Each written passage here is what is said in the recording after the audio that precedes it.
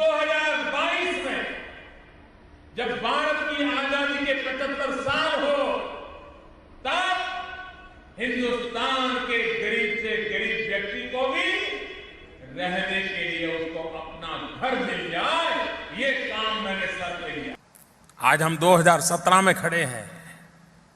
5 साल का समय हमारे पास है। 2022 जब आजादी के 75 साल हो, तब मेरे देश के गरीब से गरीब का अपना घर हो। 2022 आजादी के 75 साल, हिंदुस्तान के हर परिवार के पास, गरीब से गरीब हो, गांव हो, शहर हो, झुग्गी झोपड़ी में रहता हो, फुटपाथ पर रहता हो, कहीं पर रहता हो, उस परिवार के पास उसका अपना पक्का घर हो। और मैंने व्रत लिया है, संकल्प किया है कि 2022 आजादी के 75 साल होंगे, तब तक हिंदुस्तान में एक भी परिवार ऐसा नहीं होगा जिसका अपना खुद का पक्का घर नहीं होगा। हमने 2014 में सरकार बनाने के बाद कहा था कि 2022 जब भारत की आजादी के 75 साल होंगे, तब तक हिंदुस्तान में कोई भी परिवार ऐसा नहीं होगा जिसके सर पे पक्की छत नहीं होगी। सब भरोसा करें, मोदी है तो मुमकिन है, ये घर सबको मिलने वाला। अभी 4 साल बाकी है। 2022 जब भारत की आजादी के 75 साल होंगे, इस देश में एक भी परिवार ऐसा नहीं होगा जिसका अपना खुद का घर नहीं होगा। भाइयों बहनों, हमने वादा किया है 2022 तक हिंदुस्तान के हर परिवार को अपना घर होगा। वाह मोदी जी। नमस्कार दोस्तों, अभी जो करीब 2 मिनट 20 सेकेंड का एक वीडियो आपने देखा, उस वीडियो में प्रधानमंत्री मोदी के भाषणों के चुनिंदा अंश है। वो भाषण जो प्रधानमंत्री मोदी ने 2015, 16, 17 अलग अलग मौकों पर अलग अलग राज्यों में अलग अलग सभाओं में दिए थे। हर भाषण में एक बात क्या कॉमन है कि 15 अगस्त 2022 जब देश आज़ादी का अमृत महोत्सव मना रहा होगा, तब भारत में कोई भी गरीब ऐसा नहीं होगा, चाहे वो गरीब सड़क पर रहे, फुटपाथ पर रहे, झुग्गियों में रहे, जिस गरीब के माथे पर पक्की छत नहीं होगी। और क्या कहते हैं मोदी उसी भाषण में, अलग अलग भाषण में, उस भाषणों के कोलाज में वो कहते हैं कि मैंने व्रत लिया है, मैंने संकल्प लिया है, कोई परिवार ऐसा नहीं होगा 15 अगस्त 2022 तक जिसे पक्का मकान नहीं मिलेगा। और साथ में अपने ही नाम से बना हुआ नारा अपनी ही जुबान से रिपीट करते हुए कहते हैं, मोदी है तो मुमकिन है। ये वीडियो, इस वीडियो का कोलाज बनाकर कांग्रेस, टीआरएस और कुछ विपक्षी दलों के नेता लगातार कल देर शाम से आज सुबह से वायरल कर रहे हैं। अब प्रधानमंत्री मोदी अगर 14 में, 15 में, 16 में, 17 में, 18 में ऐसी बातें करते हुए, इतने बड़े दावे और वादे करते हुए एक भी गरीब बिना छत के नहीं होगा, ये दावे करते हुए उस दावे के पूरे होने की मियाद, उस वादे के पूरे होने की मियाद अगर खुद उन्होंने 15 अगस्त 2022 तक तय की थी, वो तारीख उन्होंने खुद मुकर्रर की थी, जिस तारीख का ऐलान मोदी अपनी रैलियों में कर रहे थे, वो तारीख जब कल बीत रही थी और प्रधानमंत्री मोदी तिरंगा साफा पहनकर लाल किले के प्राचीर से जब भाषण दे रहे थे, तो उन्होंने क्यों नहीं कहा, मित्रों, दोस्तों, भाइयों एवं बहनों, हमने जो 2014 के बाद कहा था, 15, 16, 17 में कहा था, आज़ादी के अमृत महोत्सव के मौके पर आपको मैं बता रहा हूं कि जो मैंने संकल्प लिया था, जो मैंने व्रत किया था, वो पूरा हो गया। लेकिन मोदी ने तो इसका जिक्र नहीं किया। सबसे लंबा भाषण, 83 मिनट तक लाल किले से भाषण। प्रधानमंत्री इस देश में बहुत हुए हैं, लेकिन लंबा भाषण देने का रिकॉर्ड बीते अगर कुछ दशकों का देखें तो मोदी के नाम है। बगल में एक स्क्रीनशॉट आपको लगा रहा हूं नवभारत टाइम्स के हवाले से।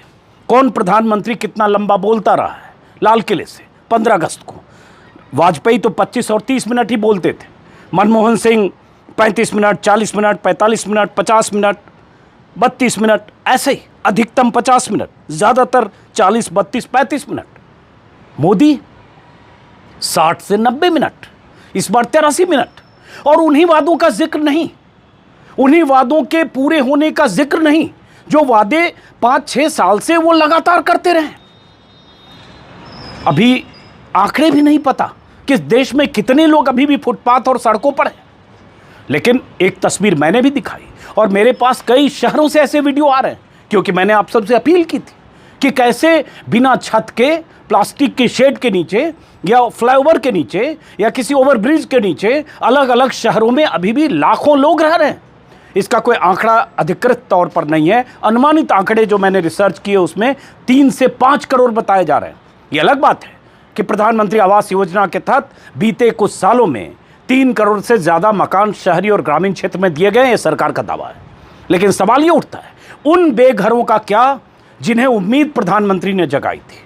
अब कोई प्रधानमंत्री समर्थक ये कह सकता है कि भाई उन्होंने व्रत लिया था, संकल्प किया था, लेकिन अगर नहीं हुआ तो क्या हुआ। लेकिन सवाल यही है, फिर आप इतनी बड़ी बात क्यों करते हैं और जो वादा करते हैं उसकी तारीख के साथ आप बार बार 50 बार डंके की चोट पर ऐलान क्यों करते हैं। और जब ऐलान करते हैं तो ये सवाल आपसे 1000 बार पूछा जाना चाहिए कि क्या हुआ आपके वादे का सरकार। लेकिन प्रधानमंत्री की जुबान पर इसका जिक्र अब तक नहीं है। आगे देखते हैं क्या होता है। इसलिए वीडियो विपक्षी दलों ने लगातार वायरल किया है। अब प्रधानमंत्री के भाषण में कल अब 25 साल आगे की बात है। 2024 नहीं, 2029 भी नहीं, 34 भी नहीं, 39 भी नहीं, 44 भी नहीं, अब सीधे 2047। 5 प्रण लिए, विकसित भारत से लेकर और 4 और चीज़ें, अपने भीतर की गुलामी को दूर करें, क्या क्या करें। लेकिन कोई सॉलिड बात नहीं कि अब अगले 2 साल में या 4 साल में क्या होने वाला है। और तब भी जब प्रधानमंत्री 14, 15, 16 में हर वादे की मियाद 2022 मुकर्रर कर रहे थे तो हमें लगता था कि अब 2022 की बात हर चीज़ तय कर रहे हैं, मतलब 2019 में कुछ मत पूछना। जनता भी सोचकर बैठी थी कि अब तो 2022 की बात है। इन्होंने तय कर लिया कि 19 में कोई बात ही नहीं हो, क्योंकि हम हर चीज़ 2022 तक करेंगे, चाहे बुलेट ट्रेन चलना हो देश में। 2022 को 15 अगस्त को शिंजो आबे के साथ हम बुलेट ट्रेन से चलेंगे, मोदी जी ने कहा था। शिंजो आबे जो जापान के प्राइम मिनिस्टर थे, जिनकी हत्या हो गई उनकी मौजूदगी में मंच पर बैठे हुए आज से 5 साल पहले, 6 साल पहले, उसके भी स्क्रीनशॉट वायरल किए जा रहे हैं। मोदी जी के वो भाषण भी वायरल हो रहे हैं। बुलेट ट्रेन दिख नहीं रही है। लगातार ये सवाल पूछा जा रहा है और ये इसलिए कि बहुत चालाकी से, बहुत स्मार्टनेस के साथ मोदी जी ने अब 25 साल आगे की बात कर दी है। गोल पोस्ट 25 साल आगे शिफ्ट कर दिया है। उनके समर्थकों को ये कहने को मिल गया है, आज़ादी का अमृत महोत्सव तो हमने मना लिया, अब शताब्दी वर्ष में बात करेंगे, अब 2047 में बात होगी, उसके पहले नहीं। इसीलिए कहा और इसलिए कल बाबा आ गए। इस वीडियो में कुछ और आगे बताने वाला हूँ जो मोदी जी ने कहा नहीं हुआ और उसका जिक्र मोदी क्यों नहीं करते हैं, और ये सवाल उनसे मीडिया के साथियों को क्यों नहीं पूछना चाहिए और कोई पूछता क्यों नहीं है, जो उन्हीं के बोले हुए वीडियो भरे पड़े हैं। 2014 के मोदी वर्सेस 2019, 20, 21, 22 के मोदी, कोई सवाल नहीं पूछता है। लेकिन कल बाबा आए, बाबा, लाला, योगी, जो भी कहें, रामदेव। और रामदेव ने जो कल बातें कही, रामदेव ने कहा कि 2047 तक भारत जगत गुरु, विश्व गुरु बनेगा, क्योंकि रामदेव को भी मिल गया अब खाका 2047 का। बीच में तो कोई बात ही नहीं होनी चाहिए। यही वो रामदेव हैं जो 13-14 में प्रधानमंत्री बनाने के लिए मोदी को की ताजपोशी के लिए क्या क्या बातें करते थे। काला धन आएगा और देश में पेट्रोल डीजल आधी कीमत पर मिलेगी, और मोदी जी तो कहते ही थे कितना काला धन आ जाएगा, अरबों डॉलर जो बाहर रखा हुआ है, कि हर गरीब की जेब में 15 लाख चला जाएगा, मिडिल क्लास को 5-10% दे देंगे। ऐसे वीडियो भी बीते 3 दिनों से वायरल हो रहे हैं, जो मोदी 50 जगह बोलते थे कि देश के हर मिडिल क्लास को, टैक्स पेयर को, जो ईमानदारी से पैसे देता है, उसको भी 5-10% गिफ्ट दे देंगे। कहाँ गया काला धन पता नहीं। खैर, बाबा की बात, बाबा का वो बयान मैं सुनाना चाहता हूं। उस बयान के आखिर में 19 सेकंड का बयान है। कितनी अश्लील बातें उन्होंने की है एक योगी या योग गुरु या बाबा होकर। उन शब्दों को मैं रिपीट नहीं करूंगा, लेकिन अगर आप यूपी के और बिहार के खास तौर से रहने वाले हैं तो आप उन शब्दों का मतलब और मायने समझते होंगे। कोई पढ़ा लिखा आदमी, संभ्रांत आदमी ऐसे शब्द, सड़क छाप शब्द का इस्तेमाल नहीं करता जो बाबा ने आज़ादी के शताब्दी वर्ष को लेकर कहा है। आप खुद सुन लीजिए। ऐसा हम संकल्प लेते हैं कि एक दिन के लिए नहीं, आजादी के अमृत काल से लेकर के जब शताब्दी वर्ष मनाएंगे, हर दिन तिरंगा हर घर पर, हर छत पर लहराता रहेगा। ये घर घर तिरंगा, हर घर तिरंगा 2047 तक चलेगा भाई। अब तो पहलम पहला। ये थे बाबा। आखिर में क्या कहा आपने सुना, मैं रिपीट नहीं कर रहा। अब सबको ये डमरू बजाने के लिए मिल गया है 2047। कल चैनल्स, विपक्ष के, माफ करें बीजेपी के नेता तो एकदम लहालोट हो ही रहे थे कि प्रधानमंत्री ने तो विश्व गुरु बनाने, जगत गुरु बनाने का खाका खींच दिया। विकसित भारत, इतनी बड़ी बात की है जो आज तक किसी प्रधानमंत्री ने की ही नहीं थी। विकसित भारत किसी ने सोचा ही नहीं था। लेकिन विकसित भारत बनने से पहले, सुनने में अच्छा लगता है, उससे पहले मोदी जी जो आपने वादे किए थे, उन वादों का हिसाब कब देंगे, कौन पूछेगा? वो वादे क्या थे? काला धन हो, चाहे महंगाई हो, चाहे बेरोजगारी। लोग सवाल कल पूछ रहे हैं कि महंगाई का मौ नहीं बोला, बेरोजगारी का बौ नहीं बोला, नौकरी का नौ नहीं बोला, काला धन का कौ नहीं बोला, रुपया का रू नहीं बोला। बोला क्या? 2047 अग्रसर हो जाएंगे। 2047 में हम न जाने क्या क्या बन जाएंगे। और 2022 में हम जो बनने थे उसका क्या हुआ? जो आप 5 साल से बार बार 2022 की बात कर रहे थे उसका क्या होगा? हर बार आप 2022 की जब बात करते थे मोदी जी 14, 15, 16, 17, 18 में, तो हम सबको लगता था 2022 तक तो कुछ चमत्कार होने वाला है। वाकई बहुत सारी ऐसी चीज़ें देश में हो जाएगी, बदलाव हो जाएगा। लेकिन हिंदू मुसलमान तो मोदी जी काफ़ी हो गया। नफरत की खाई तो काफ़ी चौड़ी हो गई। दिलों में जहर तो काफ़ी भर गया। जहन में जहर तो काफ़ी भर गया। दो दोस्त, दो परिवार आसपास जो रहते थे, जो हिंदू न हिंदू थे न मुसलमान थे, नागरिक थे, दोस्त थे, करीबी थे, परिचित थे, उनके बीच एक खाई तो खींच दी गई कि तुम हिंदू हो, तुम मुसलमान हो, तुम सुनील हो, तुम सलमान हो। लेकिन मोदी जी, बात मुद्दों की होनी चाहिए, वो हुई नहीं।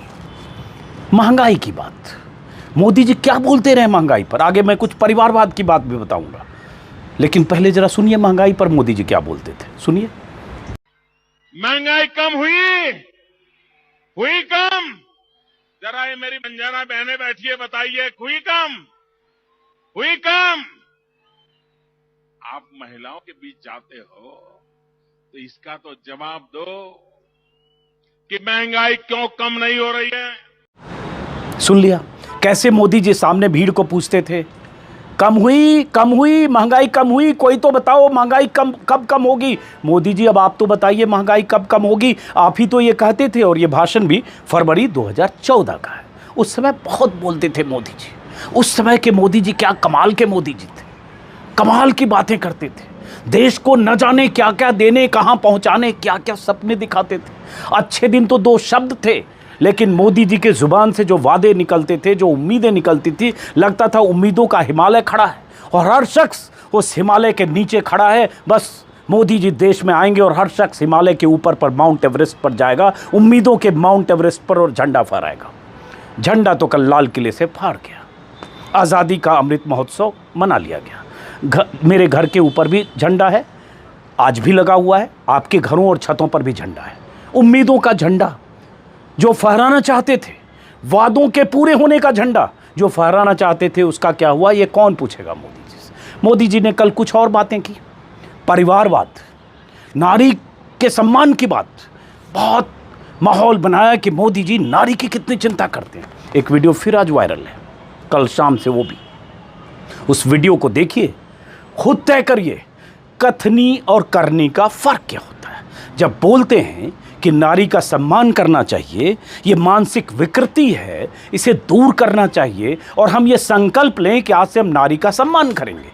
जब ये बोल रहे हैं मोदी जी, सुनने में बहुत अच्छा लग रहा है, लेकिन इस वीडियो को आप देख के तय कर लीजिए कि पहले अतीत में वो खुद कितना सम्मान करते रहे।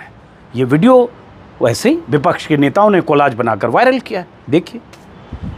नारी को अपमानित करने वाली हर बात से मुक्ति का संकल्प ले सकते हैं।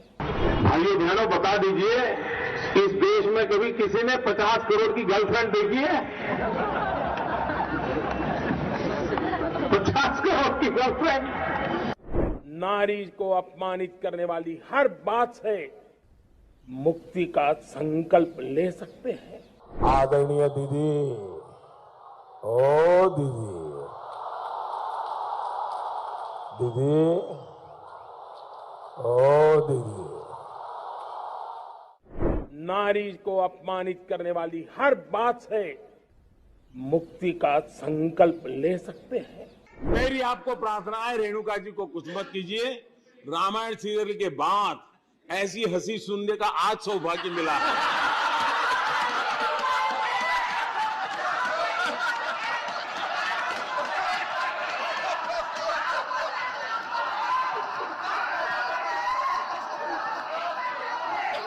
सुन लिया आपने, संसद में मोदी किस भाषा का इस्तेमाल रेणुका चौधरी जैसी वरिष्ठ नेता के लिए कर रहे थे। और उस इस्तेमाल जब भाषा का कर रहे थे, एक किरदार जिसका मैं नाम नहीं लूँगा, पौराणिक किरदार जिसका जिक्र करते हुए, तो मोदी के आसपास बैठे बीजेपी के नेता, बड़े नेता, मंत्री, सांसद ठहाके लगा रहे थे।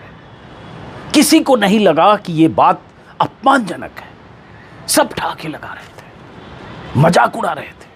लेकिन ये कोई पहली बात नहीं है। मोदी जी के नाम ऐसे कई रिकॉर्ड दर्ज हैं।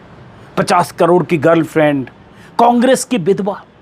किसी महिला को कांग्रेस की विधवा कहना, जिसके पति इस देश के प्राइम मिनिस्टर थे, जिनकी हत्या हो गई, जो आतंकियों की साजिश का शिकार हो गए, मानव बम के शिकार हो गए। एक पूर्व प्रधानमंत्री जिनकी पत्नी विधवा हैं, पति नहीं है, उन्हें आप कांग्रेस की विधवा सोचिएगा मोदी जी।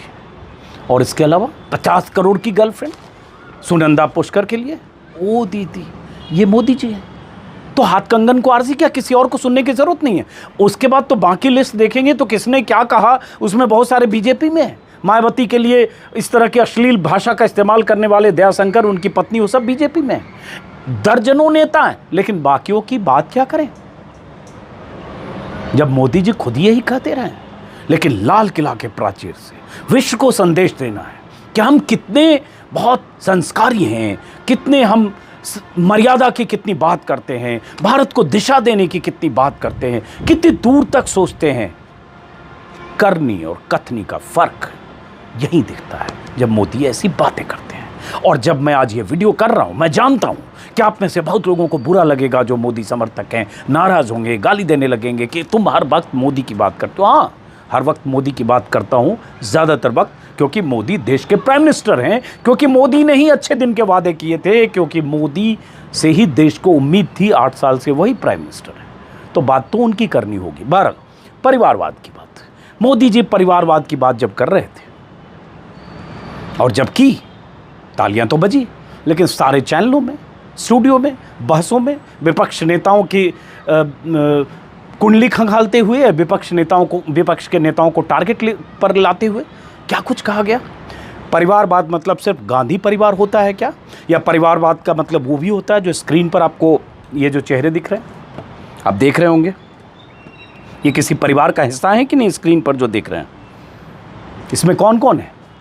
वो तमाम लोग जिनके पिता बीजेपी में थे या हैं, या बीजेपी में मंत्री या सांसद रहे, इसमें मुख्यमंत्री भी रहे, इसमें अनुराग ठाकुर से लेकर, पीयूष गोयल से लेकर, विजय गोयल से लेकर, पंकजा मुंडे से लेकर, धर्मेंद्र प्रधान से लेकर, दुष्यंत सिंह से लेकर, ज्योतिरादित्य सिंधिया से लेकर तमाम ऐसे नेता, प्रवेश वर्मा, साहेब सिंह वर्मा के बेटे सब हैं।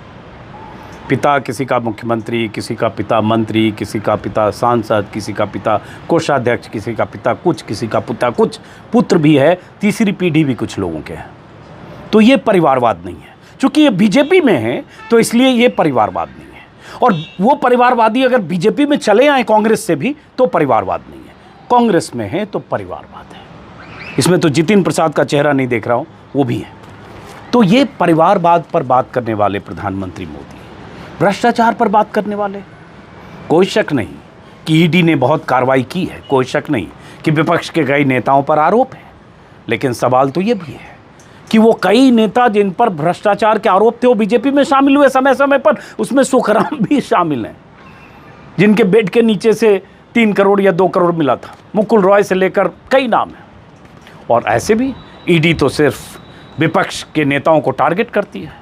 ऐसा लगता है कि 1.5 दर्जन राज्यों में जहाँ एनडीए की सरकारें, वहाँ सब, मैं पहले भी बोल चुका हूँ, सत्यवादी राजा हरिश्चंद्र का राज चल रहा, वहाँ कोई करप्शन नहीं है। बहरहाल करप्शन पर लगाम लगनी चाहिए, करप्ट लोगों को सलाखों के पीछे भेजना चाहिए, छापे भी मारे जाएं, नोट भी जब्त हो, जैसे पार्थ चटर्जी का हुआ। लेकिन ऐसा तो हो कि पता चले कि हर राज्य में करप्शन पर उसी तेज़ी से सरकार और एजेंसी काम कर रही है, सिर्फ वैसे नहीं कि विपक्ष शासित सरकारों में ही या विपक्ष के नेताओं पर ही ईडी का शिकंजा है। लेकिन फिलहाल इस वीडियो को ख़त्म करने से पहले प्रधानमंत्री मोदी जी ने अब सपना 25 साल आगे का दिखाया है। अब उस सपने में सराबोर रहिए, लहालोट रहिए, सोचते रहिए। हम नहीं तो हमारी अगली पीढ़ी देखेगी 2047 में क्या होना है। लेकिन आज के मोदी जी पर सवाल तो पूछिए। जिस दिन आप सवाल पूछने लगेंगे, जिस दिन पूछने लगेंगे कि जितनी बातें आपने कही थी 2022 के लिए, काला धन से लेकर हर चीज़, वो सब क्यों नहीं हुआ? रुपए की सेहत खराब होने की बात हो, कितनी बात रिपीट करूं? जिस दिन आप पूछेंगे उस दिन मोदी को लगेगा कि ये अब हमें डिलीवर करना है। वरना उन्हें लगता है कि हमने कह दिया, जनता ने मान लिया, उसके बाद बस धर्म का मामला है। फिलहाल इस वीडियो को ख़त्म करते हुए एक अपील की, मैंने अभी एक अपना खबरों से इतर एक यूट्यूब चैनल बनाया है, अजीत अंजुम व्लॉग्स। अगर आपको दिलचस्पी है खबरों की दुनिया से बाहर, ज़िंदगी के कई रंग होते हैं, तो मैं आपसे अपील करूंगा कि उस यूट्यूब चैनल को भी सब्सक्राइब करेंगे। गूगल, यूट्यूब पर सर्च करें अजीत अंजुम व्लॉग्स, आपको मिलेगा। जो जहां देखूंगा इससे अलग वो दिखाने की कोशिश करूंगा। इस चैनल को तो आप सब्सक्राइब करें ही, कहने की ज़रूरत नहीं है। तो फिलहाल अगर अनुमति दें तो हम विदा लेते हैं और उम्मीद करेंगे कि 2023 में जब मोदी जी झंडा फहराएंगे तब तक बुलेट ट्रेन का एक बार मज़ा हम लोग ज़रूर ले लेंगे। और कुछ स्मार्ट सिटी, 100 स्मार्ट सिटी बननी थी, 2015 में ऐलान हुआ था, 2022 के पहले सारी स्मार्ट सिटी बन जानी थी। पता नहीं आप जहां रहते हैं वहाँ स्मार्ट सिटी बनी कि नहीं। कुछ 25-50 स्मार्ट सिटी बन जाएगी, वहाँ हम सब लोग चलेंगे और कोई बेघर नहीं होगा। 2023 तक भी हम इंतज़ार करेंगे। नमस्कार।